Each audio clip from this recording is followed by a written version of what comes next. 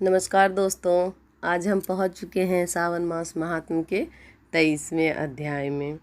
और 23वें अध्याय में ईश्वर सनत कुमार को कृष्ण जन्माष्टमी व्रत का वर्णन बताते हैं। ईश्वर बोले इससे पहले कि मैं कथा स्टार्ट करूं, हमेशा की तरह निवेदन करना चाहती हूं कि कथा को प्लीज़ पूरा सुनिएगा।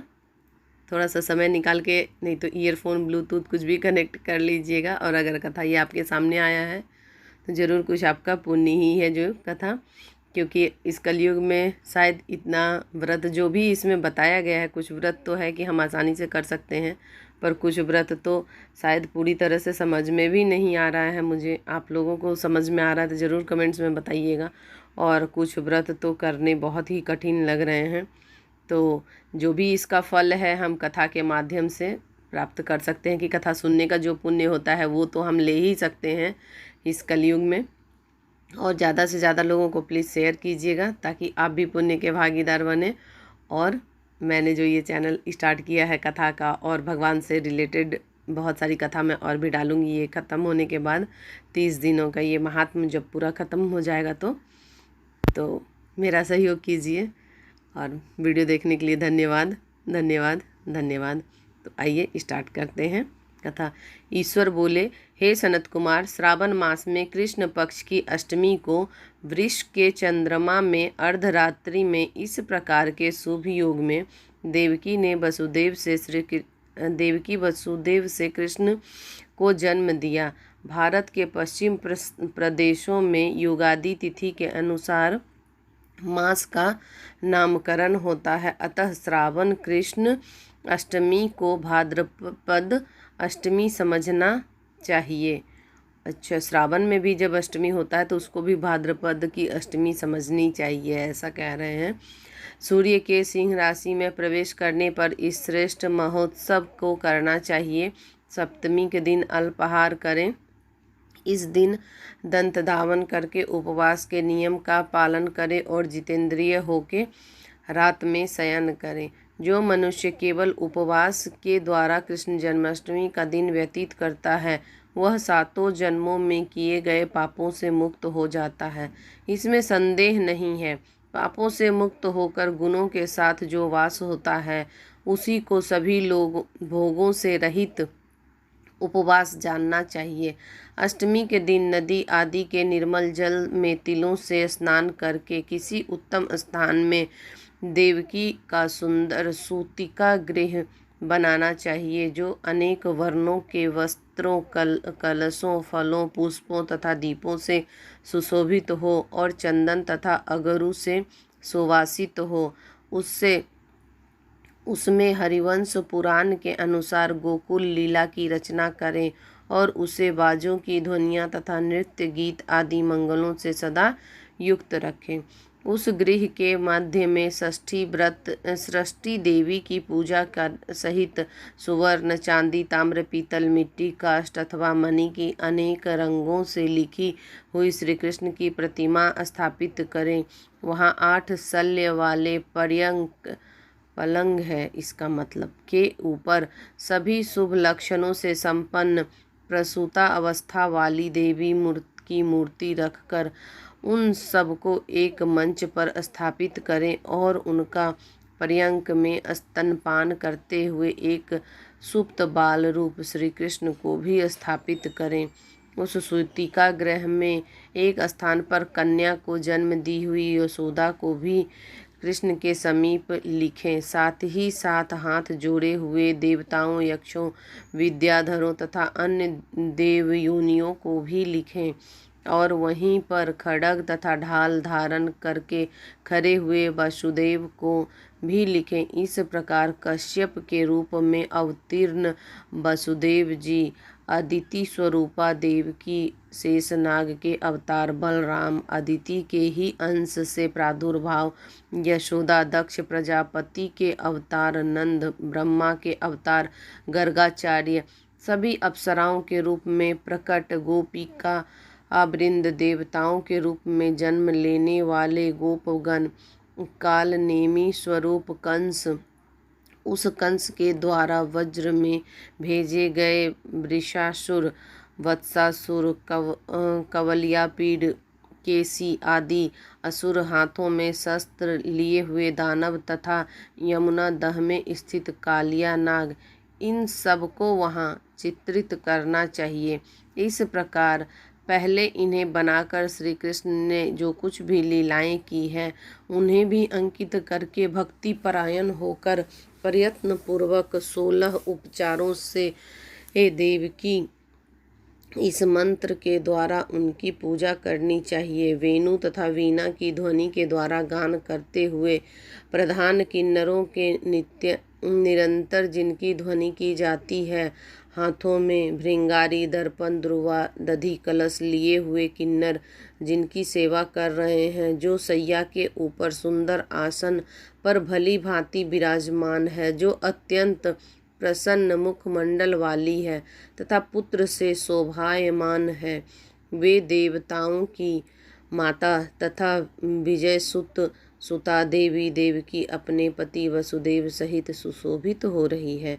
उसके बाद विधि जानने वाले मनुष्य को चाहिए कि आदि में प्रणव तथा अंत में नमः से युक्त करके अलग अलग सभी नामों से उच्चारण करके सभी पापों से मुक्ति के लिए देवकी, वसुदेव, बलदेव, नंद तथा यशोदा की पृथक पृथक पूजा करनी चाहिए।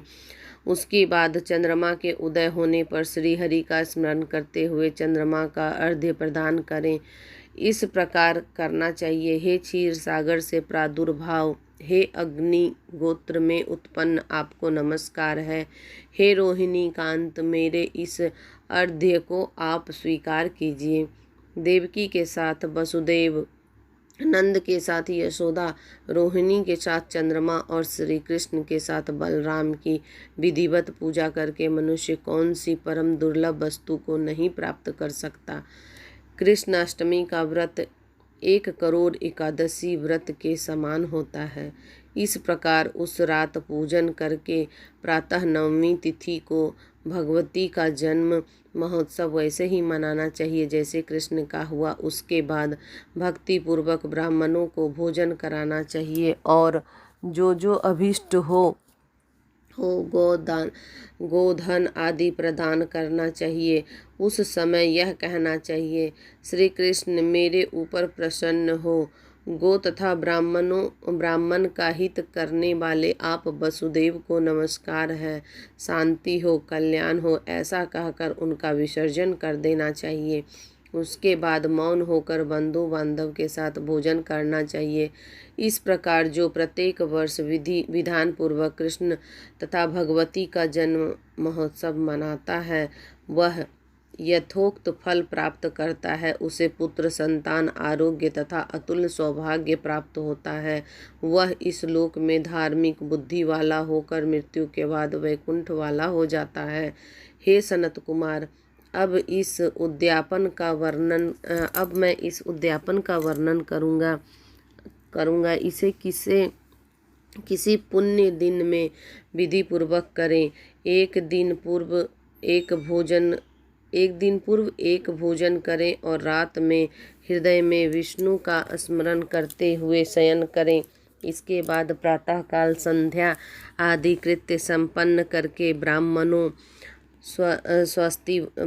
से स्वस्ति वाचन कराएं और आचार्य का वरण करके ऋत्वजों की पूजा करें। इसके बाद वित्त साठ्य से रहित होकर एक पल अथवा उसके आधे अथवा उसके भी आधे पल सुवर्ण की प्रतिमा बनानी चाहिए और इसके बाद रचित मंडप में मंडल के भीतर ब्राह्मण आदि देवताओं की स्थापना करें। इसके बाद वहाँ तांबे अथवा मिट्टी का एक घट स्थापित करें और उसके ऊपर चांदी या बांस का एक पात्र रखें। उसमें गोविंद की प्रतिमा रख कर वस्त्र से आच्छादित करके व्यक्ति 16 उपचारों से वैदिक तथा तांत्रिक मंत्रों के द्वारा विधिवत पूजन करें। इसके बाद शंख में पुष्प, फल, चंदन आदि नारिकेल फल सहित शुद्ध जल लेकर पृथ्वी पर घुटने टेक कर यह कहते हुए देवकी सहित भगवान श्री कृष्ण को अर्घ्य प्रदान करें, कंस के वध के लिए, पृथ्वी का भार उतारने के लिए, कौरवों के विनाश के लिए तथा दैत्यों के संहार के लिए आपने अवतार लिया है। हे हरे, मेरे द्वारा प्रदत्त इस अर्घ्य को आप देवकी सहित ग्रहण करें। इसके बाद बुद्धिमान को चाहिए कि चंद्रमा को पूर्वोक्त विधि से अर्घ्य प्रदान करे, पुनः भगवान से प्रार्थना करें, हे जगन्नाथ, हे देवकी पुत्र, हे प्रभु, हे वसुदेव, हे अनंत, आपको नमस्कार है। हे भवसागर से मेरी रक्षा कीजिए। इस प्रकार देवेश्वर से प्रार्थना करके रात्रि में जागरण करना चाहिए। पुनः प्रातः काल शुद्ध जल में स्नान करके जनार्दन का पूजन खीर, तिल और घृत से मूल मंत्र के द्वारा भक्ति पूर्वक 108 आहुति देकर पुरुष सूक्त से हवन करें और पुनः इदम विष्णुवर्णी चक्र में इस मंत्र से केवल घृत की आहुति देनी चाहिए। पुनः पूर्णाहुति देकर तथा होम शेष संपन्न करने के अनंतर आभूषण तथा वस्त्र आदि से आचार्य की पूजन करनी चाहिए।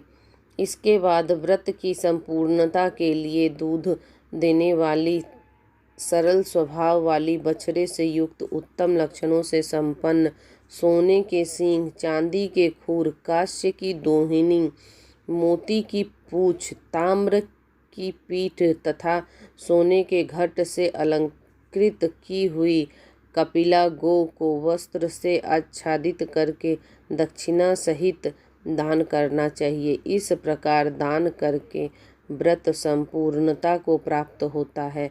कपिला गौ के अभाव में अन्य गौ भी दी जा सकती है। इसके बाद ऋत्वजों को यथा योग्य दक्षिणा प्रदान करें। इसके बाद 8 ब्राह्मणों को भोजन कराएं और उन्हें भी दक्षिणा दें। पुनः सावधान होकर जल से परिपूर्ण कलश ब्राह्मणों को प्रदान करें और उनसे आज्ञा लेकर अपने बंधुओं के साथ भोजन करें। हे ब्रह्मपुत्र, इस प्रकार व्रत का उद्यापन करें। कृत्य करने पर वह बुद्धिमान मनुष्य उसी क्षण पाप रहित हो जाता है और पुत्र पौत्र से युक्त तथा धन धान्य से संपन्न होकर बहुत समय तक सुखों का उपभोग कर अंत में वैकुंठ को प्राप्त करता है। इस प्रकार श्री स्कंद पुराण के अंतर्गत ईश्वर सनत कुमार संवाद में श्रावण मास महात्म की कृष्ण जन्माष्टमी व्रत का कथन 23वां अध्याय पूर्ण हुआ। हर हर महादेव, हर हर महादेव, हर हर महादेव। कथा अगर पसंद आ रही है तो ज़रूर कमेंट्स में लिखें कि हर हर महादेव भी, और कथा आपको पसंद आ रही है और मैं इस कथा के ख़त्म होने पे और कौन सी कथा आपके लिए कहूँ या किस भगवान से जुड़ी हुई कथा आप सुनना चाहते हैं, तो मुझे एक आइडिया मिलेगा कि मैं नेक्स्ट वीडियो किस कथा पे बनाऊं। और लाइक शेयर सब्सक्राइब करना ना भूलें। मिलेंगे नेक्स्ट वीडियो में। धन्यवाद, धन्यवाद, धन्यवाद। हर हर महादेव।